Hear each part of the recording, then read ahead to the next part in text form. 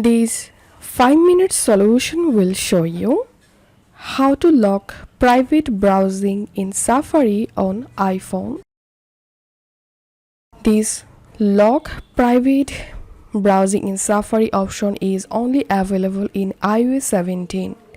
So to use this feature, first of all, make sure to update iOS 17. Then open your iPhone settings, scroll down, tap on Safari, scroll down all the way to the bottom, and here you will get the require Face ID to unlock private browsing option. So toggle this option, and after that, whenever you open your Safari private browsing mode, you have to unlock using your Face ID.